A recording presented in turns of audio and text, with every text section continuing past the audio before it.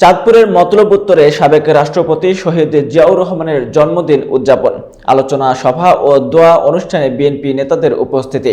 বিস্তারিত দেখুন মনিরুল ইসলাম মনিরের প্রতিবেদনে। চাঁদপুরের মতলব উত্তরে বিএনপির প্রতিষ্ঠাতা সাবেক রাষ্ট্রপতি শহীদ জিয়াউর রহমানের 89তম জন্মদিন পালিত হয়েছে। রোববার উপজেলার এখলাসপুর ইউনিয়ন বিএনপির কার্যালয়ে আলোচনা সভা ও দোয়া অনুষ্ঠানের আয়োজন করা হয়।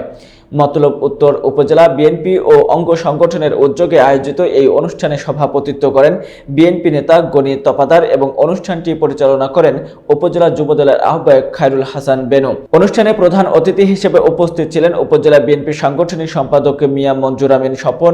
অন্যদের মধ্যে বক্তৃতা দেন উপজেলা বিএনপির যুগ্ম সাধারণ সম্পাদক আমিনুল আহসান ফেরদৌস, মহিলা বিষয়ক সম্পাদক ফারজানা সরকার এবং এখলাসপুর ইউনিয়ন বিএনপির সভাপতি জুয়েল পাটোয়ারে।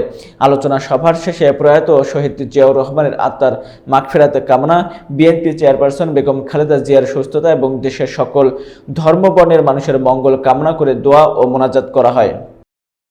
ওনারাও রক্ত দিয়ে ঋণ শোধ করেছে। চতুর্থবার আওয়ামী লীগকে পুনর্বাসন করলো 111। আজকে যারা উপস্থিত হয়েছেন সকলকে ধন্যবাদ জানিয়ে আপনি তাদেরকে নিয়ে বসে কথা বলেন। আমার সাথে উনি একমত। আগামী দিনে যারা এই থানায় নেতৃত্ব দিবে,